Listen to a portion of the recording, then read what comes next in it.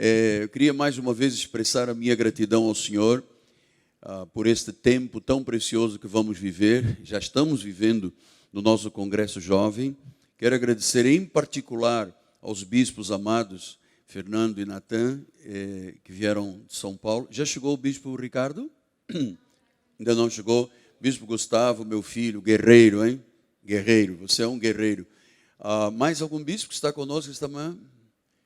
Bispo Rômulo, obrigado por ter vindo. Bispo, não dá para ver, tirando Ione, está lá atrás. Bom, deixe-me usar estes próximos 8 minutos com a objetividade que eu queria passar a vocês, porque eu disse ao pastor Bruno, um congresso jovem não tem nada a ver com o apóstolo da igreja, diretamente. Tem a ver com jovens que precisam de aprender a viver este período tão importante das suas vidas, que é a juventude. Logo, logo passa. Eu ontem tinha 18 anos, hoje tenho 66 anos. Passa. Mas esse período é fundamental. E você tem que entender, em poucas palavras, por que você está aqui e o que Deus quer que aconteça esta manhã na sua vida, começando pelo que a bispa nos disse. Abra sua Bíblia, por favor, no livro de Colossenses. Paulo faz esta admoestação e ele diz no capítulo 1, versículo 3, damos sempre graças a Deus, Pai do nosso Senhor Jesus Cristo, quando oramos por vós, desde que ouvimos da vossa fé em Cristo Jesus e do amor que tendes para com todos os santos, por causa da esperança que vos está preservada nos céus, da qual antes ouvistes pela palavra da verdade do Evangelho, que chegou até vós, como também em todo o mundo, e está produzindo fruto, está crescendo. Tal acontece entre vós desde o dia em que ouvistes e entendestes a graça de Deus na verdade. Então, o primeiro aspecto que eu queria passar a vocês é que Paulo escreve esta carta aos Colossenses e ele diz, olha, nós ouvimos a respeito da vossa fé. Então, a fé é uma coisa que se ouve. Fé não é uma coisa zen, é uma coisa que se ouve. Se ouve pelas atitudes, pela forma que você se postula nesta terra, pela forma como você encara o seu dia a dia. A fé chegou aos ouvidos de Paulo. Ele diz, olha, desde que ouvimos a vossa fé. E ele disse, olha, a vossa fé está produzindo duas coisas muito importantes. Este crescimento, ele disse, primeiro, está dando frutos. Então, uma pessoa da fé tem que dar frutos. Você não pode estar aqui 1 ano, 2 anos, 3 anos, e dizer, eu continuo sendo vencido pelo mundo, eu não tenho forças para isso. Não, ele disse, olha, temos ouvido a respeito da vossa fé, vocês ouviram a palavra do Evangelho, este Evangelho que está chegando a todo mundo, chegou aos Colossenses, e há frutos na nossa vida. Há frutos. Então, meu amado, você é um jovem, você é um senhor, você é uma família, representa uma família. A fé tem que ser ouvida. A tua esposa tem que ouvir a respeito da tua fé. O teu marido, os teus pais, os teus filhos. Nós estamos aqui um conjunto de pessoas que representam várias áreas da sociedade. Todas as pessoas que te cercam têm que ouvir a respeito da tua fé. Em segundo lugar, se você recebeu a palavra da graça, se você entendeu a palavra da graça, tem que haver o quê? Crescimento. Isso significa ir avante. Tem que haver crescimento. Eu não sou a mesma pessoa que era o mês passado. Há crescimento diário na minha vida. Então, esta fé que dá fruto, amado, tem que dar fruto no teu trabalho, tem que dar fruto na família, tem que dar fruto na universidade, tem que dar fruto. E ela gera um avante, gera um crescimento. E ele diz aqui 2 pontos importantes. Ele diz, olha, você ouviu e você entendeu. Porque às vezes a pessoa ouve, mas não entende. Quantas pessoas ouvem a graça e dizem, eu não consigo entender, tem alguma coisa que eu não me entendo. Ouvir é um fato. Todos ouvimos, temos orelhas e tímpanos e martelos e bigornas. O problema não é ouvir, o problema é ouvir e entender. Então Paulo diz, a fé, nós ouvimos a respeito da vossa fé, ela está dando frutos, ela está gerando crescimento, porque vocês ouviram e entenderam. Então, meus amados, a preocupação do nosso ministério não é gerar jovens híbridos que creem numa coisa, mas também creem noutra, mas jovens insufismáveis, pessoas que dizem, não, eu creio nesta palavra, eu sigo esta palavra, dá frutos na minha vida, eu vejo crescimento, porque eu ouvi e eu entendi.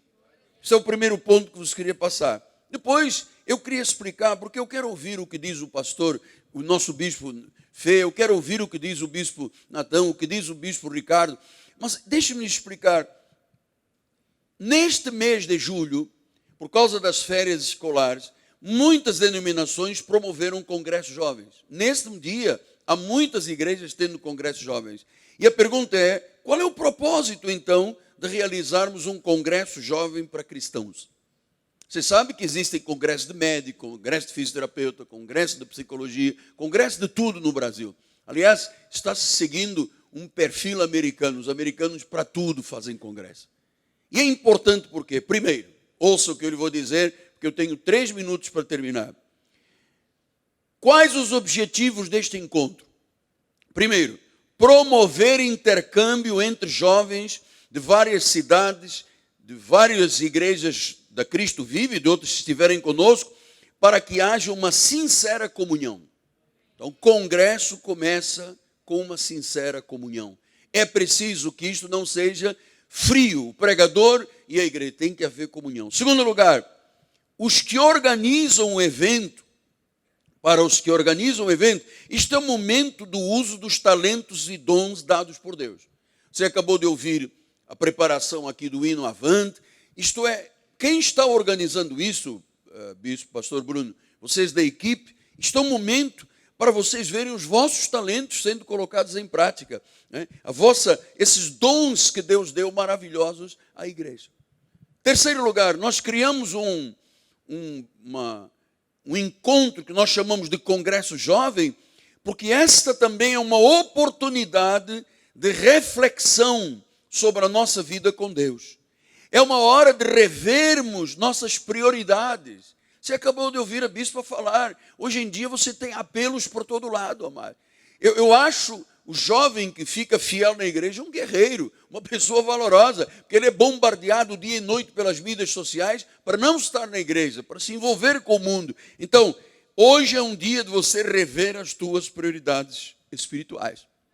Quarto lugar, o Congresso Jovem Cristão é um período de adoração a Deus, pelo que Ele fez, pelo que Ele faz, através de louvores, de corações e lábios santos que são comprometidos com Deus. É um período de adoração. Isso é incrível. O congresso é um período de adoração. Quinto lugar, é um momento de exposição da palavra da graça. Porque, irmãos, da graça vem a vida, da graça vem a edificação, da graça vem a exortação, da graça vem o consolo. Sexto lugar, Congresso Jovem é um tempo de despertamento para o ministério.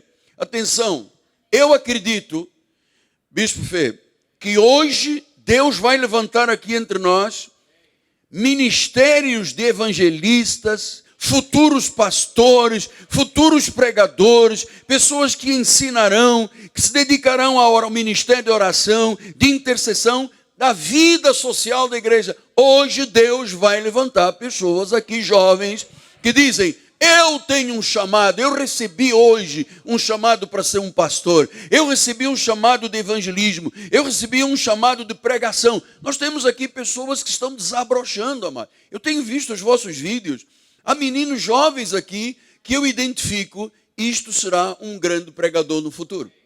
Então, o nosso congresso vai despertar e você vai ouvir jovens bispos que há pouco tempo eram apenas partícipes da igreja e hoje representam um poder de Deus dentro da igreja, profeticamente constituídos. Em sétimo lugar, o congresso serve para desfrutar do mover do Espírito Santo. Amado, fique atento a isso aqui. O mover do Espírito Santo. Eu creio que hoje, durante todo o dia, haverá um quebrantamento em alguns corações. Haverá uma ativação dos dons do Espírito Santo. Eu creio nisso, amado. Eu creio que Deus trouxe aqui, e estamos ao vivo pela internet, pessoas que hoje vão cair aí de joelhos e vão dizer, Senhor, basta, não quero mais, eu quero a verdade, eu quero a vida, eu quero o que dá fruto, o que dá crescimento, o que me edifica, o que me exorta. Então será um tempo de quebrantamento. Como eu tenho apenas 1 minuto, eu termino com Eclesiastes 12:1.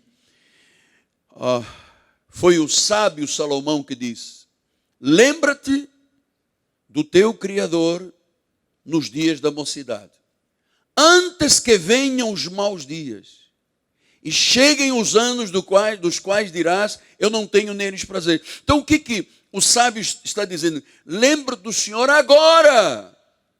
Porque se você hoje, jovenzinho, 14, 15, 16, 18 anos, se você hoje se envolver profundamente, lembrar-se do Criador, ainda na tua mocidade, quando chegarem os dias maus, e todos passamos por dias maus, esses dias maus não te enrolarão, amado. Esses dias maus não te pisarão. Esses dias maus não te humilharão. Esses dias maus não te frustrarão a vida. Porque você vai dizer, eu sei em quem eu tenho crido, amado.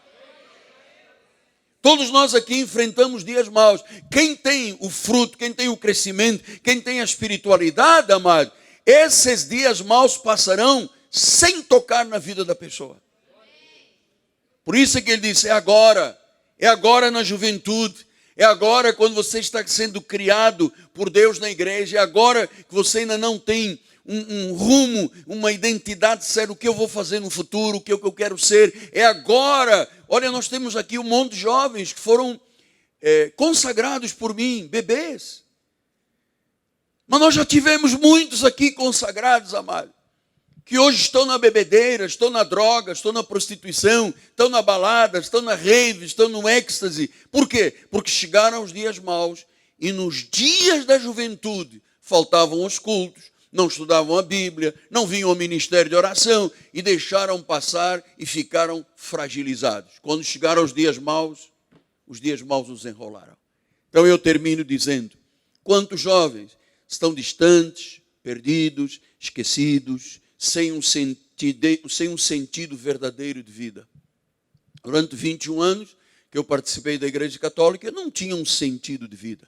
Foi preciso um acidente, foi preciso ir 2 anos de hospital, 20 cirurgias, cadeira de rodas, muleta. Foi preciso desmontar o Miguel Ângelo todo, o vaso todo quebrado e remontá-lo, para que realmente eu possa dizer, amado, e ligo isso com muita verdade no meu coração. Nos dias da minha mocidade, eu não conhecia Jesus. Eu conhecia a Igreja Católica, eu não conhecia Jesus. Por isso a mocidade me envolveu em situações do mundo que não foram edificantes para a minha vida. Mas graças a Deus, quando Jesus chegou, então, o sentido da vida. É isso que a graça de Deus faz, o sentido da vida. Eu sei quem eu sou, eu sei para onde eu vou, eu sei o que eu quero ser, eu sei o que eu quero estudar, eu sei como eu quero casar, eu sei como eu quero viver. Irmãos, de hoje você está preparando o resto da sua vida. Assim seja, assim diz o Senhor. Graças a Deus.